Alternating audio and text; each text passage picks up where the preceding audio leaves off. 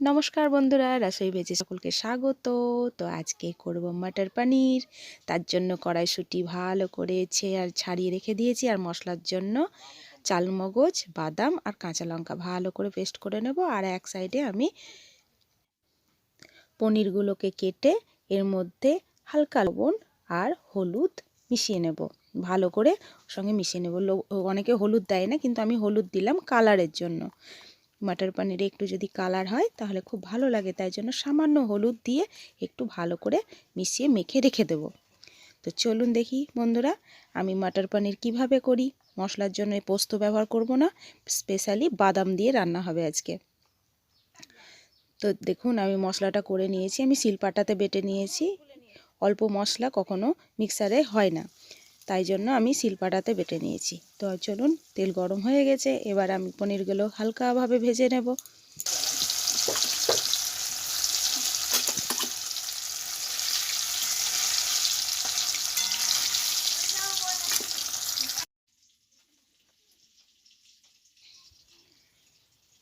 এই দেখুন, পনিরগুলো ভাজা হয়ে গেছে, আর এদিকে তেল গরম হয়ে গেছে। পনির ভাজা তেলেই আমি এখানে মশলাটা দিয়ে দেবো। প্রথমে দেব টমেটো পিউরি। টমেটোটা যেভাবে কেটে রেখেছি তার জন্য ফোড়নটা আগে দিয়ে দিই। তার জন্য লঙ্কা আর একটু এলাচ, একটু দারচিনি আর একটা লবঙ্গ। বেশি দেব না এলাচ, এতে গন্ধ বেশি করবে বলে সামান্য আমি একটা দুটো দিয়ে আমি ফোড়নটা দিচ্ছি। অন্ততপক্ষে জিরে দেব না, শুধু লঙ্কা। আর এই যে টমেটো পিউরিটাকে ভালো করে আমি কষিয়ে নেব।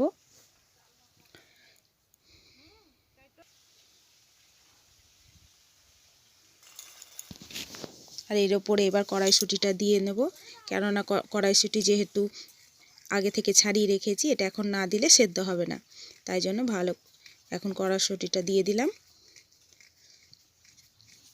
মশলাটা খানিকটা কষিয়ে নিতে হবে ভালো করে, নিজের মতো করে। মশলা কষানোটা নিজের মতো করে করিয়ে নিতে হবে।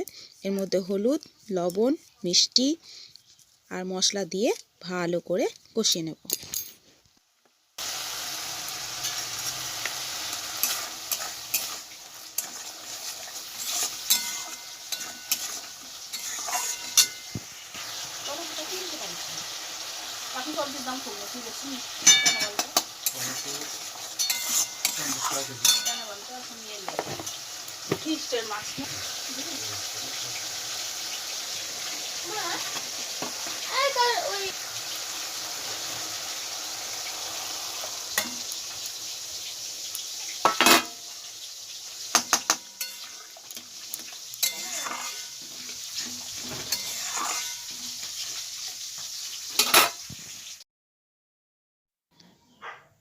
এই দেখুন, আমার মটর পনির কত সুন্দর গ্রেভি হয়েছে। এবার এটাকে কষানোটা নিজের ওপর, যে যেমন করে পারবেন, সম্পূর্ণ মশলাটা কষানো নিজের ওপর। এবার আমি এর মধ্যে পনিরগুলো দিয়ে দেবো, পনিরের টুকরোগুলো। এবার সামান্য ঘি দিয়ে নামিয়ে নেব। কি সুন্দর কালার এসছে দেখুন, আর দারুণ গন্ধও বেরিয়েছে। তো বন্ধুরা, এরকম রান্না নিজেরা করে দেখবেন, খুব সুন্দর লাগে খেতে। যেহেতু এখন স্পেশালি শীত পড়ে গেছে, তাই জন্য কড়াইশুঁটি তো অ্যাভেলেবেল সবার কাছে। করবেন বাড়িতে, এটা আলু ছাড়া, আলু দিয়ে কখনো করবে না, তাহলে খেতে খুব ভালো লাগবে না। এটা রুটি দিয়ে, পরোটা দিয়ে, ভাত দিয়ে, পোলাও দিয়ে, যেটা দিয়ে খেতে পারেন। তো বন্ধুরা, আজ ভিডিওটা এই পর্যন্তই। সবাই ভালো থাকবেন, সুস্থ থাকবেন। আবার নতুন কোনো ভিডিও নিয়ে আসছি। আর একটা লাইক করে দেবেন আমার ভিডিওতে, একটা সাবস্ক্রাইব করে দেবেন। টাটা।